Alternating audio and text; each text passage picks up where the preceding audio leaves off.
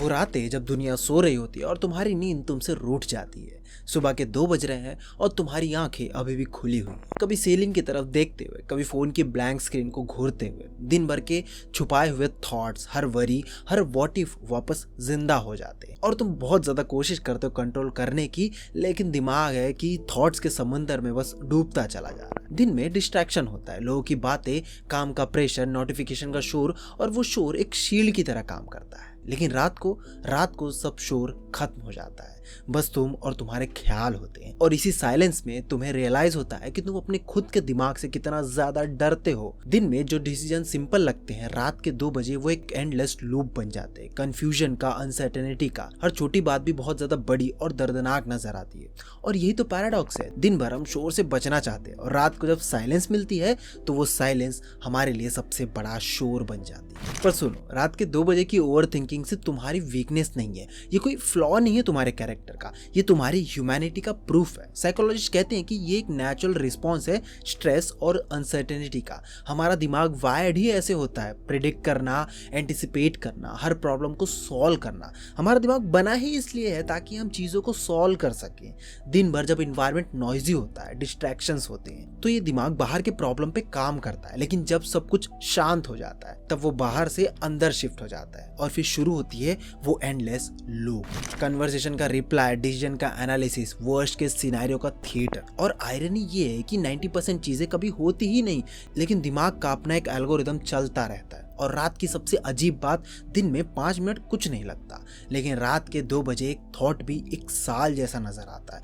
ऐसा लगता है कि वक्त खत्म ही नहीं हो रहा है। और न्यूरोसाइंस भी इसको कंफर्म करता है। जैसे तुम टायर्ड होते हो, तुम्हारा प्रीफ्रंटल कॉर्टेक्स जो रैशनल डिसीजन के लिए रिस्पॉन्सिबल है, वीक हो जाता है। और एमिगडाला जो फियर और इमोशंस का घर है, वो हाइपर एक्टिव हो जाता है। मतलब छोटी से छोटी बात भी तुम्हें एक माउंटेन जैसी लगती है। तुम्हारा ब्रेन तुम्हें प्रोटेक्ट करना चाहता है, लेकिन रियलिटी में वही तुम्हें टॉर्चर कर रहा होता है। फिर शुरू होता है तुम्हारी यादों का सौदा। रातों को बिना बुलाए मेमोरीज जाग जाती है।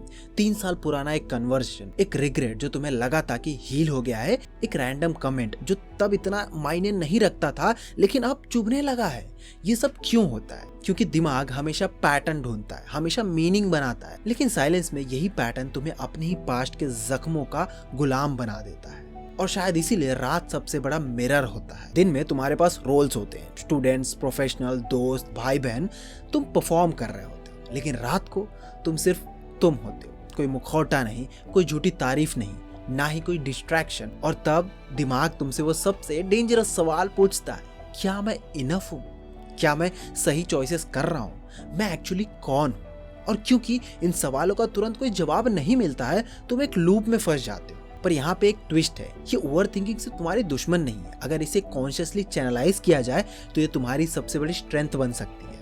ये तुम्हें सेल्फ अवेयरनेस देता है, तुम्हें तुम्हारी गलतियों से फेस कराता है, तुम्हें तुम्हारे गोल्स के साथ ब्रूटली ऑनेस्ट बनाता है। प्रॉब्लम तब होती है जब ये अनकंट्रोलेबल हो जाता है, जब ये एक सेम सर्कल में घूमता रहता है बिना किसी कंक्लूजन के। तब ये तुम्हारी नींद भी खा जाता है और तुम्हारी रूह भी। रात के 2 बजे का ओवर थिंकिंग तुम्हें तोड़ भी सकता है और बना भी सकता है। फर्क सिर्फ इतना है कि तुम उस शोर को कंट्रोल करते हो या वो शोर तुम्हें कंट्रोल करता है। और यहाँ बायोलॉजी भी अपना रोल प्ले करती है। तुमने सुना होगा कॉर्टिसोल, स्ट्रेस हार्मोन।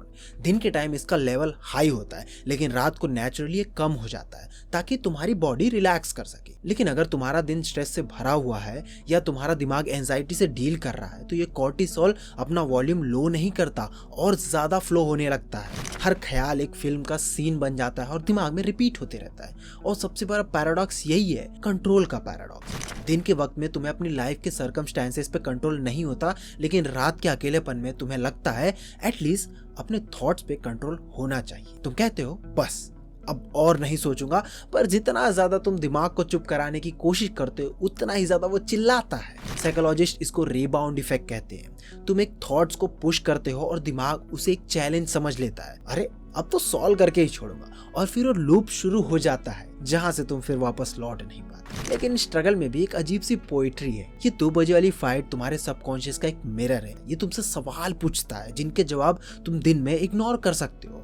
तुम्हारा पर्पस क्या है, तुम्हारी आइडेंटिटी क्या है, तुम किस चीज से भाग रहे हो। और शायद इसीलिए ये मोमेंट तुम्हें टॉर्चर भी करता है और ट्रांसफॉर्म भी करता है। सोसाइटी इसको समझती नहीं। हमें प्रोडक्टिविटी, एफिशिएंसी और कॉन्स्टेंट एंगेजमेंट पे रिवॉर्ड मिलता है, दिन भर बिजी रहना बैज ऑफ ऑनर होता है। हिस्ट्री की कुछ सबसे बड़ी डिस्कवरीज और आइडियाज इसी मिडनाइट रिफ्लेक्शन के दौरान लिखी गई है। हो सकता है कि तुम्हारी जो एंजाइटी है वही एक तरह का क्लू हो, एक सिग्नल कि तुम्हारे दिमाग ने नए डॉट्स कनेक्ट करना शुरू कर दिया है। इसलिए अगर तुम आज या कभी भी रात के 2 बजे जागते हो और तुम्हारा दिमाग कंट्रोल से बाहर भाग रहा है तो खुद को वीक मत समझना। ये तुम्हारा ब्रेन अपना काम शुरू कर रहा है, एक कॉम्प्लेक्स और अनप्रेडिक्टेबल दुनिया को समझने की कोशिश कर रहा है। ट्रिक ये है कि तुम उससे लड़ो मत, सिर्फ ऑब्जर्व करो, पैटर्न को देखो, फियर्स को पहचानो, डिजायर्स को समझो, पर उनमें डूबना मत, क्योंकि रात के 2 बजे तुम्हारा ओवर थिंकिंग तुम्हारी सबसे बड़ी कर्स भी है और सबसे बड़ी गिफ्ट भी। फर्क सिर्फ इतना है, तुम उस शोर के ट्रैप में फंस जाते हो या उसका इस्तेमाल करके खुद को ट्रांसफॉर्म करते हो। मेडिटेशन स्टडीज ये दिखाती है कि कभी कभी एक छोटी सी माइंडफुल ऑब्जर्वेशन ही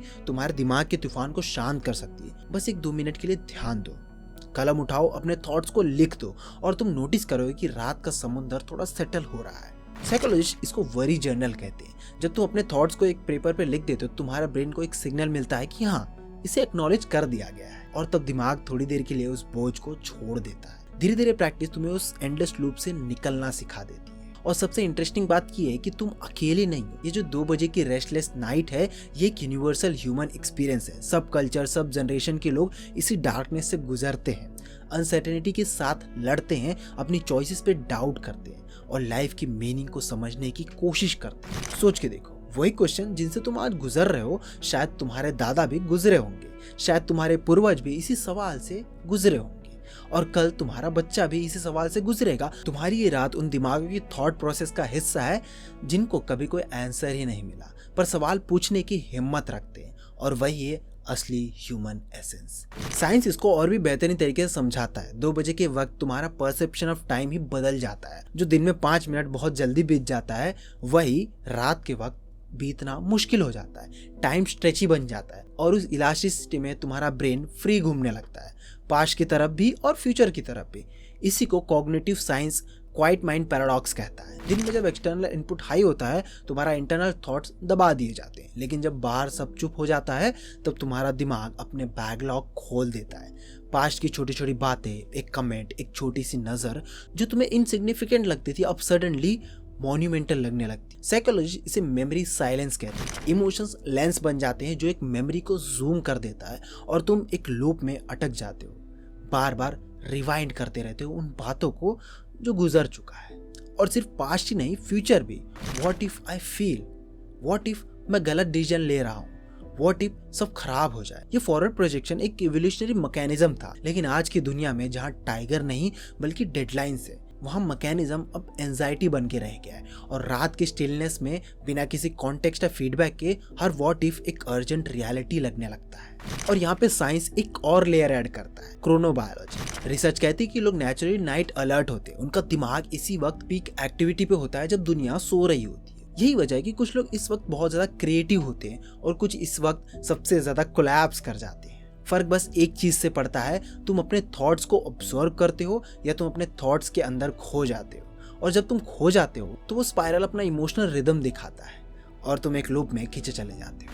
REM स्लीप, मेमोरी कंसोलिडेशन। रात के वक्त ब्रेन तुम्हारे इमोशन को प्रोसेस करता है, मेमोरीज को सॉर्ट करता है। मतलब तुम्हारी ओवर थिंकिंग एक माल फंक्शन नहीं है, बल्कि तुम्हारा दिमाग अपना काम कर रहा है, तुम्हारी जिंदगी को समझने का, तुम्हें अगले दिन क्लैरिटी देने का। लेकिन हाँ, एक बैलेंस है। अगर तुम अपने थॉट्स में डूब जाते हो तो वह एंजाइटी बन जाता है, इसलिए अवेयरनेस जरूरी है। सिर्फ ऑब्जर्व करो बिना फाइट किए। Mindfulness, journaling, simple acknowledgement. जैसे कहना कि मैं देख रहा हूँ तुम्हारे थॉट्स, पर तुम मुझे डिफाइन नहीं करते। बस इतना कह देने से एक इमोशन डिस्टेंस क्रिएट हो जाता है जो तुम्हें रात की गहराइयों से निकाल कर सुकून की तरफ ले जाता है। तो अगली बार जब 2 बजे तुम्हारी आंखें खुली हो और थॉट्स का फ्लड तुम्हें खींच रहा हो, खुद को वीक मत समझना। तुम्हारा दिमाग वही कर रहा है जिसके लिए वो बना है। सीखना, कनेक्ट करना, मीनिंग निकालना, ये ओवर थिंकिंग तुम्हारी केयर का प्रूफ है। तुम अपने डिसीजन, अपने रिश्ते, अपने फ्यूचर के लिए डीपली इन्वेस्टेड हो और ये अनकंफर्टेबल होने के बावजूद तुम्हें तुम्हारा असली आईना दिखाता है। यूं समझो कि रात की खामोशी तुम्हें बर्बाद नहीं कर रही, वो तुम्हें एक आईना दिखा रही है। तुम्हारी रूह के सामने तुम्हें अपने वैल्यूज, अपनी अनसर्टेनिटी, अपने कंपैशन को फील करने का एक मौका दे रही है। और जब सुबह होती है, तुम्हारे पास एक नया फ्रेश पर्सपेक्टिव होता है, एक नई क्लैरिटी होती है। तुम ब्रोकन नहीं, तुम अवेक हो, तुम सोच रहे हो, तुम जिंदा हो। और इस एक्ट में ही इंसान होने की सबसे खूबसूरत बात छिपी है। So this is the video guys. I hope कि आपको वीडियो पसंद आया होगा। इफ यस तो आप इस वीडियो को जरूर देखिएगा जिसमें मैंने बताया है कि इंट्रोवर्ट होने के क्या साइंस होते हैं। मैं मिलता हूँ दोस्तों नेक्स्ट वीडियो में किसी नए टॉपिक के साथ। Till then be happy and stay tuned with the Cold monk.